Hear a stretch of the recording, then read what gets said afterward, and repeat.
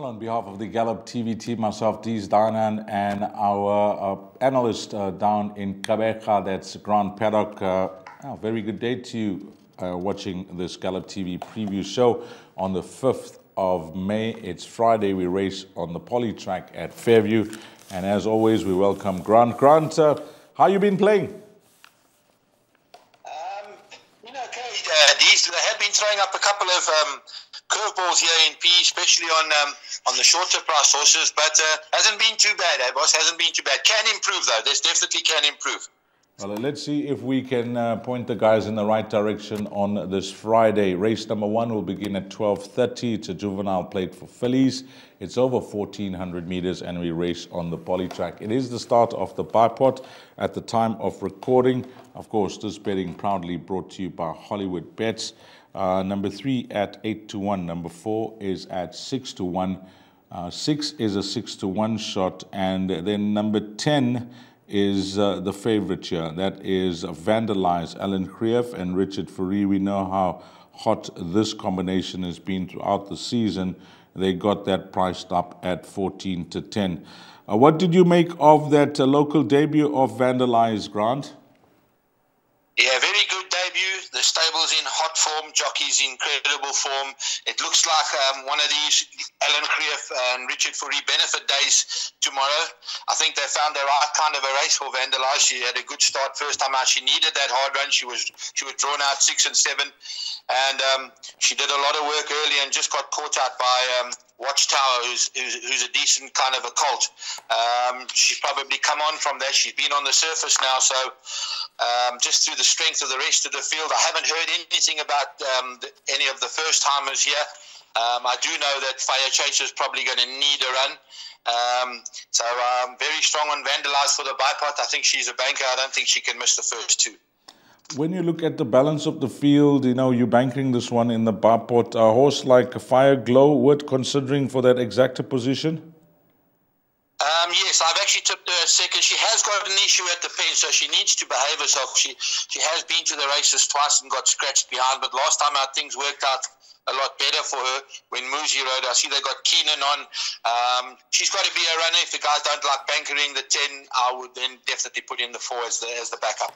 Like the confidence coming through there. 14-10, maybe we can get off to a flying start there with horse number 10, Vandalize. On to the start of the place accumulator, which is race number 2. It's over 1,000 meters at the time of recording. This is the way they're betting. Number 5, which is Savik, at 5-1. Number 6, Stage Play, at 7-1. We got an odds-on shot here. Number 7, 3 Rocks, at 6-10. And then the first timer from the Gavin Fitz stable with Komalo up, that's at 6-1. Another hot year for Krief and Fourie, and one would think, having watched that debut run, it'll take a good one to beat this, Grant. Yeah, very much so, Dees. Very, very much so. This is a very, very nice filly. This is a very good first run. I haven't got an issue with her being on the poly. There's no problem with that. Also, lack of opposition. It's an absolute boat race between the 7 and the 5 from the Justin Snaith yard, Savik. Very good run to Golden Sickle, 1.25. But this filly, 3 Rocks, can only come on from that. And I tip her very, very strong to win it from Savik. Of the rest of the field, time for Katie. If she's got any ability, she can run into the places. But I think the punters can bank her confidently here, the 7. They both come from the same form line, Grant, that Paris last form line. Is it a big discrepancy in the odds? One is at 6-10 and the other is at 5-1, or you think that the betting got it spot on here? Yeah, I think they've got a spot on, Dees. You know, that filly, she was only beaten by Greenest first time out, 3 Rocks. You know, Savik has had a couple of runs. I think this is going to be his 6th run, or her 6th run. So she knows about it, but she is going around the poly surface for the first time as well as 3 Rocks. You know, those are the only question marks. But on that first run, if she's come on even a half a length, she'd be good enough for this field. Well, Grant suggesting it's Krief and Fourie that you need to follow in races 1 and 2, and the obvious exacta in the second will be with Justin Snaith runner number 5, Savik. On to the third race. Now, this is the big one. The bet that we all love to catch is the pick 6. It's over 1,600 meters, and this is a maiden plate. Of course, the betting proudly brought to you by Hollywoodbets. Number 1, Jack Ryan, is at 11-2. 2, Mohandas, is at 22-10. Then we have 3 Green Falcon at 4-1, 4 Law Court at 8-1, and 5 Shambok at 7-1. It's 10-1 and better the balance. Two very interesting runners here that Alan Krief and Jean Nel sent out. Both will be having their first runs in the province, called Jack Ryan and Mohandas. Are you in the camp of either or do you like something from the locals? No, I'm in the camp of Mohandas here. You know, his Cape Town form is far, far superior to anything that these other horses have done. At 1.3 to Rockpool, 3 lengths future swing. You know, that's winning kind of form for Port Elizabeth. Got a nice draw, got Louis up, and Louis knows every inch of that poly track like the back of his hand. I do respect Jack Ryan. Those Cape Town horses always improve. Of the local horses, I think the 5 or Shambuk is on the improve. Green Falcon and Law Court. So the pick 6, I'm thinking of definitely the first 5. First 5 numbers, 1, 2, 3, 4, 5 should get you through. Any one of those 5 can win it. Green Falcon's holding decent form with Kamala up. He actually holds Shambuk on the last, but I think Shambuk has got room for improvement. Green Falcon, I'm not 100% sure he gets the mile. Maybe the poly mile will be slightly better for him, but I'm sure if Mohandas is fit and well, it'll be a tough nut to crack. But pick 6, first 5. 1, 2, 3, 4, 5 in the pick 6, playing it safe here. And if you're looking for a roving banker, then Mohandas is the one that Grant is suggesting. On to race number 4, which kicks off Jackpot 1. It's over 1,000 meters. It's an open maiden for fillies and mares. And this is the way they're betting. Well, there's the first shortener, anti-post, number 1, Egret. Opened up 8-1 Hollywoodbets. That's shortened into 5-1. Then we have a number 4, which is trading at 7-10, number 6 at 7-1, 7 at 8-1, 8 at 8-1, and it is 10-1 and better the balance. I think we'll begin with this favorite who's priced up in the red. That first start, over 1,200 meters, now dropping to 1,000. Yeah, these Hunter's got to be a little bit careful here, I think. I remember this filly first time out. Alan went on and said, listen, she's going to be a bit green and she's going to definitely need further. She was green. She still ran a very decent race. But they brought her back to the 5, stuck her around the poly. She was slow away first time out. And one thing about the poly track over 5, you get slow away, you're in trouble. I would be very careful here. 7-10, not for me. I'm going to look at the horses that have had a couple of runs. This horse, Egret, is changed stables to the Kelly Mitchley yard. They've ironed out a couple of problems, putting up good work. They have added the cheek pieces from a 1 draw. Filly that shows pace and been on the surface, definite runner. And then Reggie's Girl and Glittering Boots both ran good races. I think Miss Tucker will probably prefer to touch further, 1,300 poly for her. And then the pacey filly, Perrin Zada, also likes the poly, but she needs to get her form back. Hunters need to tread warily with this favourite here. These, I think this filly could get caught out by the surface and the turn. My pick 6, I've added in definitely the 1, the 6, and the 8. Well, I think that's a good play. If you're not in the camp of an odds-on favorite and you're looking for a result, some good advice there from Grant in race number 4. He thinks this favorite could be vulnerable at 7-10 at the time of recording. On to race number 5. It's a Pinnacle Stakes over 1,200 meters, and there's some really talented horses that take their place here. And we often go to the best weighted column, which we'll get to. Number 1, Inherit the Rain, is at 4-1. 2, Whatever Next, is at 11-2. Green Light to Heaven, number 4, 4-1. 5, Captain Morisco, is at 11-2. 6, Naval Secret, is an 8-1. 8-1 about 7, Al Qasim, and 9 also trading at 6-1. So it looks like a very tricky race if the betting is to be used as a guide. I'll give you a form update for Naval Secret. Ran last time out, which was on the 28th of April. That was over a mile, finished 7th, and was somewhere behind Bush Tracker. Well, the best weighted column, it's quite tight in the best weighted column, Grant. Although Inherit the Rain does top it at a 103, it's very tight amongst the balance of the fields. Yeah, very, very tight. D's Inherit the Rain hasn't won for 277 days. I see he's joint favourite. A little bit of negative. He can't get himself into a race. And 1,200 metres, there's a tailwind tomorrow. You can't give horses at this level 5, 6, 7 length starts, and unfortunately that is him. I'm a bit wary of him. He'll be running on strongly at the end, there's no doubt about it. I'm heavily in the camp of Green Light to Heaven. He's holding solid form. Very good run last time out.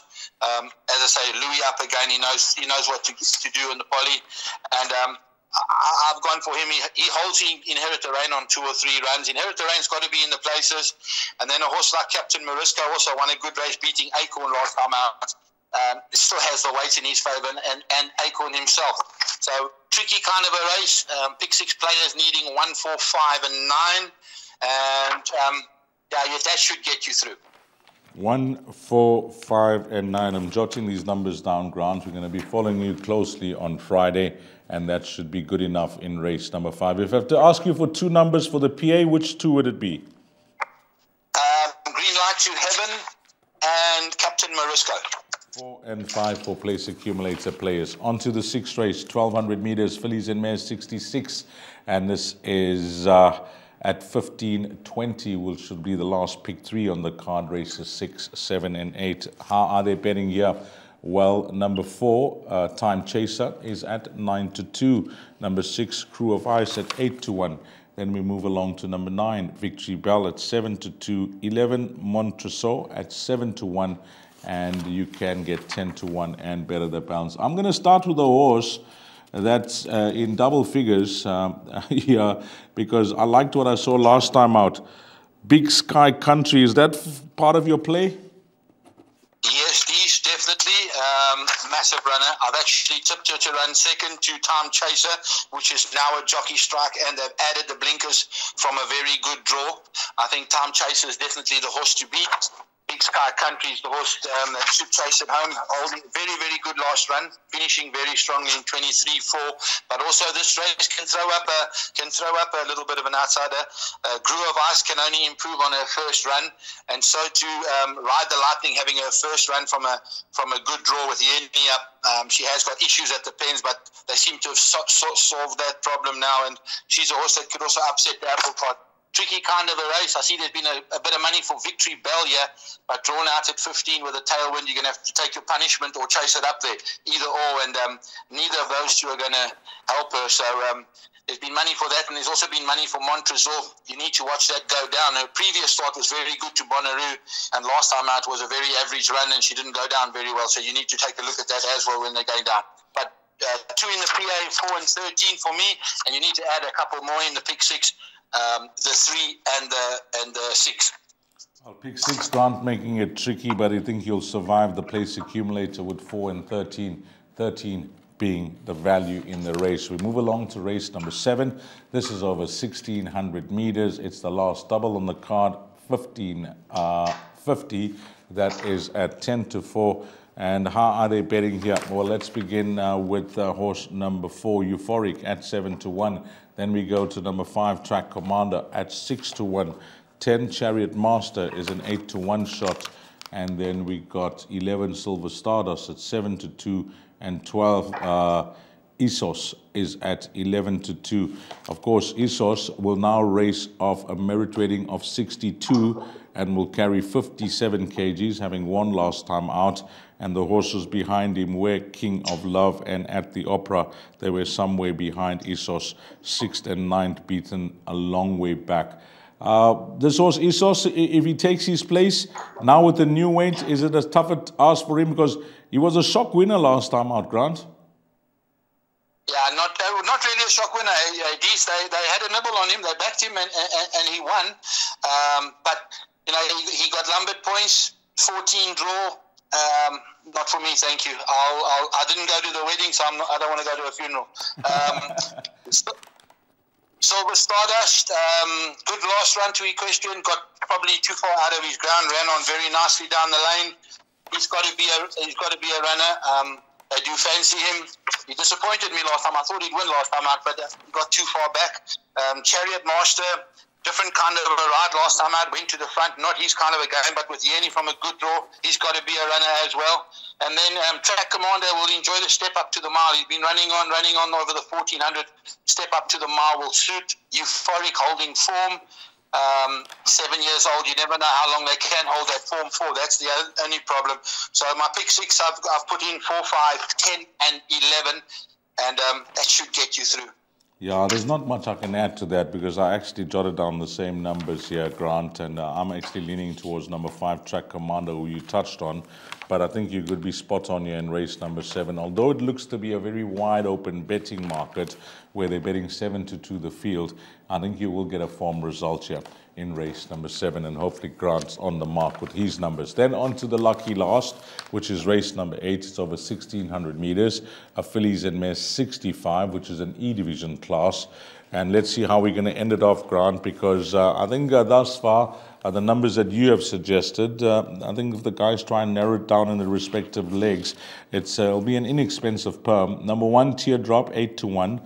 2, Saint Anastasia is at 8-1. Then we got number 3, Splash of Green at 8-1.